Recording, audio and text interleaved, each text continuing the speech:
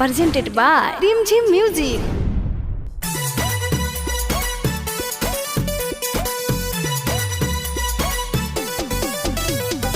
Music by Raju Babu. Mixed by Aryan Recording Studio, Kuchaikot. धोखा जब से देले बड़ा हमारा के प्यार में, धोखा जब से देले बड़ा हमारा के प्यार में, दिन रात दिल रोता, दिन रात दिल रोता, दिन रात दिल रोता, दिन रात दिल रोता। रही या निहारी रही तोहरा इंतजार में, रही या निहारी रही तोहरा इंतजार में, दिन रात दिल रोता, दिन रात दिल रोता, दिन रात दिल रोता, दिन रात दिल रोता,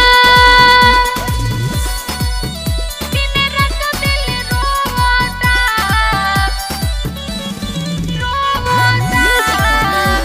राजू बाबू। छोड़ के रहे साथ काहे नैना हमसे लड़ौला हो, जनत न रही प्यार करे के हमरा के तू ही सिखौला हो। छोड़ के रहे साथ काहे नैना हमसे लड़ौला हो, जानत ना रही प्यार करे के हमरा के तू ही सिखौला हो।